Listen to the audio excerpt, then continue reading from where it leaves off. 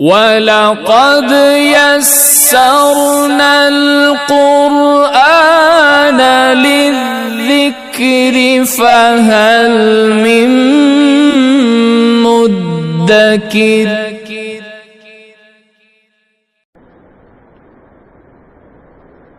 6 دسمبر پورے عالم کے مسلمانوں کے لیے اور بالخصوص ہندوستانی مسلمانوں کے لیے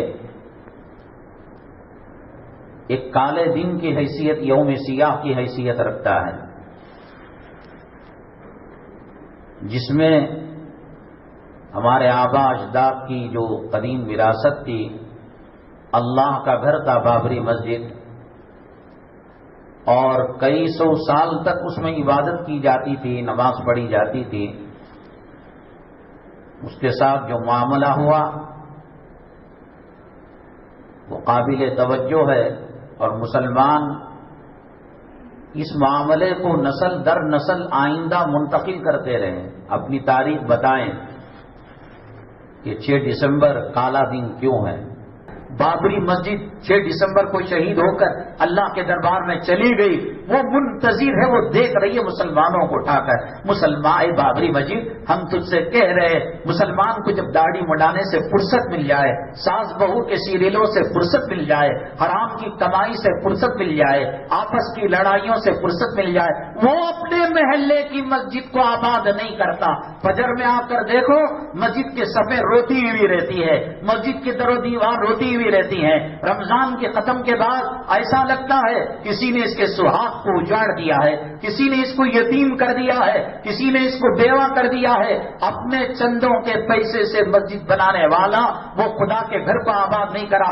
بابری مسجد تو 2500 کلومیٹر دور ہے، آتے آتے 3 نسلیں ختم ہو جائیں گی، ہمارا انتظار نہ کرنا۔ ہاں، اتنا ایک ریکویسٹ ہے، ایک درخواست ہے کہ رب کے دربار میں ہماری شکایت نہ کرنا، رب کے دربار میں ہماری کمزوری پیش نہ کرنا، دعا کرنا ہم نمازی بن جائے، ہمارے عورتوں میں شرم و حیا آ جائے۔ کیا کر سکتے ہو؟ بلکہ عنوان دے کر کہا ہوگا کہ بھائی مرے سے عنوان کو مولانا کیوں اٹھاتی، تیرے گھر کی ایک اینٹ کی جگہ چھوڑ نہیں سکتا۔ نسل در نسل کیس چلتا ہے، مقدمہ چلتا ہے، وہ اللہ کے گھر کو شہید کر دیا گیا، اس جگہ نجاست کو رکھ دیا گیا، اس جگہ گندگی کو رکھ دیا گیا۔ یہ تیری ذمہ داری ہے کہ اس دن یوم سیاہ منائے۔ میں کہتا ہوں کیا یوم سیاہ کون منائے گا؟ چہرہ نبی کی سنت سے خالی ہے، پیٹ کے اندر حرام کے لقمے ہیں، عورتوں پر غیروں کی کپڑے ہیں، غیروں کی چنیاں ہیں، کاروبار ناجائز مشتبہ حرام کا ہے۔ کیا ضرورت ہے بابری مسجد کو یاد کرنے کی؟